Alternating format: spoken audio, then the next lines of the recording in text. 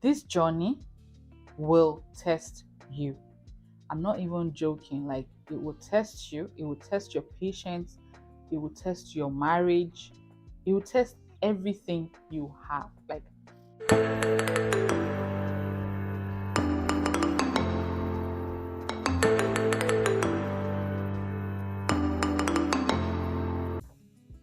okay, so the MVC stage, once you've been approved from the USCI stage, you move to the MVC stage. MVC stage is literally like the National Visa Center. This stage is like, let's say, is the intermediary between you and the embassy. They are not the ones that will book the interview for you, but this is like another step closer to your interview.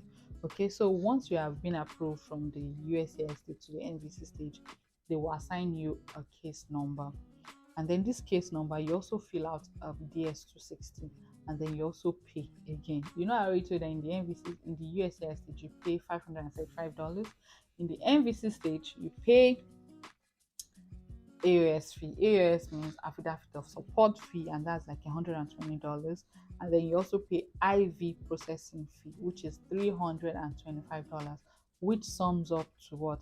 $445. So calculate that plus that. Just know your budget, for this whole journey.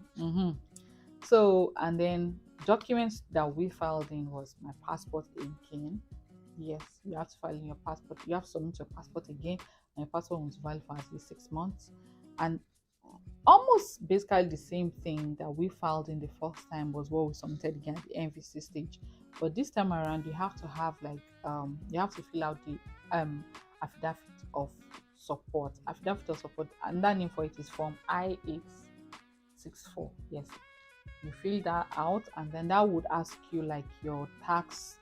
You have to submit it will ask you your the money that you've been making the last 3 years and all that stuff. So what we submitted, we filled that form out, and also you also fill out your application form, your DS260. Okay, sometimes we can confuse DS260 from the DS160. DS160 is for non-immigrants, so those are for like students and whatnot. DS260 is for immigrants, those people that are coming here to stay. Okay, so you submit your passport, submit affidavit of support, you submit your application form, your civil documents, of course, that's your marriage certificates and stuff like that. And then you also submit your police. You also get your police clearance. So I did mine. Of course, I'm a Nigerian, so I did mine in Alagbo in Lagos. I think I did, as at that time, as at 2021, it was like 5,000 that I did, or 8,000 naira thereabout. I think you get your fingerprints. That's like what that police clearance form or police clearance certificate is that they will clear you, they will check and clear you that you've not committed any crime in Nigeria. That shows that you've not gone to prison, something like that. So that's what that form is about. So you'll get your fingerprints, and also you have to get the police clearance that has fingerprints. Okay, because we have people that once you submit it, they will put like RFE. RFE is like request for for evidence. Yes, I never got that. So yeah. So you submit your police clearance form, marriage certificate, and birth certificate. If you have been married before, you submit your divorce decree. This one is very, very, very, very important, because like we've had people from my place that will think that they can trick them by submitting fake documents. There's no reason for you to lie. If you've been married before, get a divorce decree and submit, okay? And make sure that it's a legit document. Please, that's one thing again I will advise, is that one of the reasons why people stall or people take longer in their stage is because it's either they've submitted maybe some false document or something, like, or they've lied somewhere, and then it's not adding up. So that's why they get delayed. And then also you also submit your passport biodata, and then if you filed like the affidavit of support, and then your partner, that's the person inviting you, is making is not above the poverty guideline, you have to have like a joint sponsor. So we did not need a joint sponsor from what my husband was earning. So yeah, we were good to go.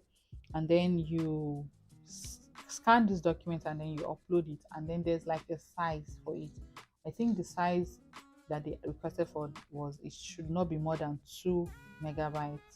We had, yeah, and then if you have your document and then they are greater than 2 megabytes, there are apps on Google Store, App Store that you can download that will help you to resize or reshape or compress this document to have to give you that megabytes. If you don't have that, you cannot upload. And then also what we also did was that the images must be colored and clear. And then you don't have to, when you're uploading, please don't make sure that some side is not like cut out. So it should be like full picture of whatever you were uploading. And then also, if you have some information at the back of the document that you're uploading, make sure that you scan front and back.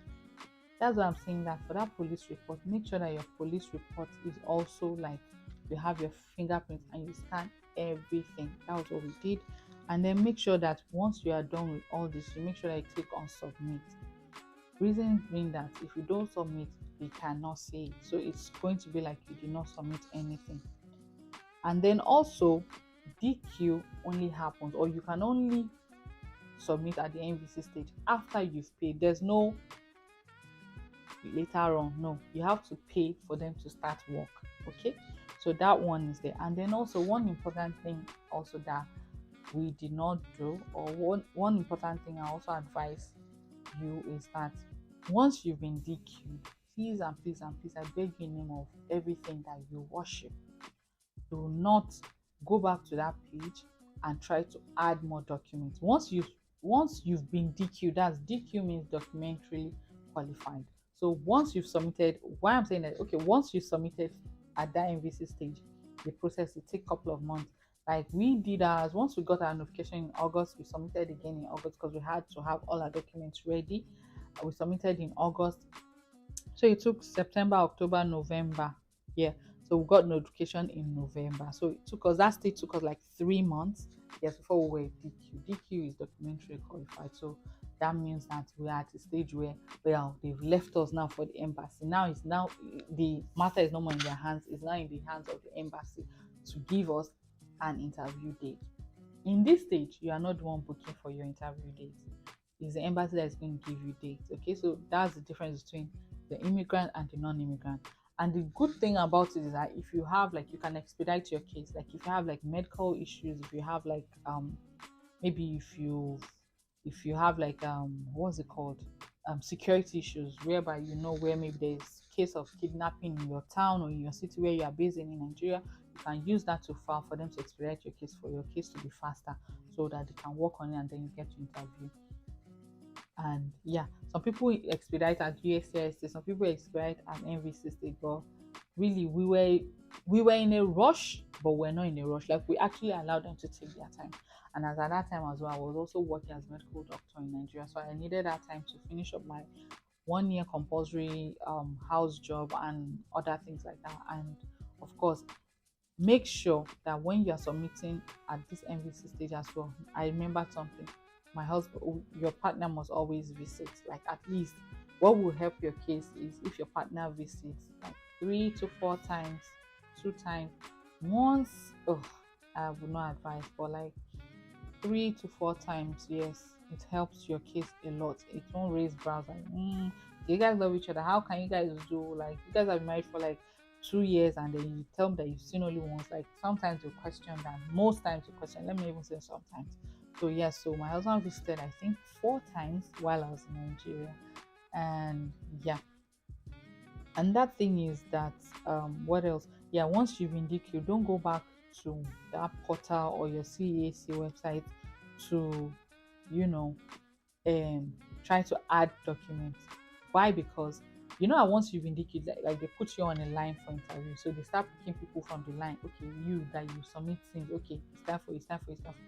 But once you like go and submit, and once you go and add more documents after you've been DQ, it's how like a reshuffles, like you reset to your timeline again, so you now go back to the line again. Do you get? So yes, but we didn't do that. So from MVC stage, to time of interview. So MVC stage was, when we got DQ was November 2021. So from November 2021 till the whole of 2022 was crickets. Yeah, we didn't hear anything from embassy. We didn't get interview dates. We didn't get anything like that. So we got our interview date in 2023. So when I tell you guys that you need to get busy, you need to get busy, because trust me, this stage people got frustrated. Like, yeah, like now we are waiting for interview from the embassy. What is happening? Why didn't they schedule us for interview and all that stuff?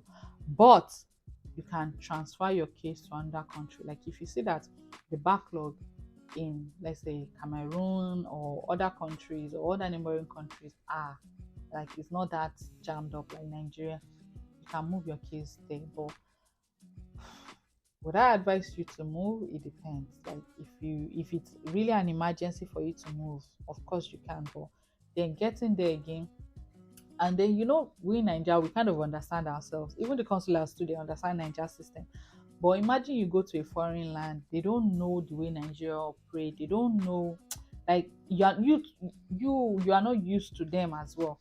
And then you have to get their residence permit and stuff like that. So we're like, no, let's just go with our Nigeria flow. Let's just wait till when it's our time. Oh my God, this one is our boy. Anyway, well, let's just wait till when it's our time, and that was what we did. We waited and we had an interview in Lagos, Nigeria.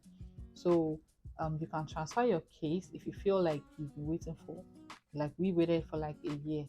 Yeah, yeah. November was when they put us in line for interview, and then we didn't hear anything from them the whole of 2022. So we got notification in February 27th, 2023. That's why I said you need support groups, because you will need it. At least it gives you sanity and gives you that, oh, you guys are able to compare. Oh, okay, these people are this month that were DQ'd in so month are the next in line for interview. Do you get? So basically that was what my MVC was all about. Nothing much, nothing simple, just nothing hard.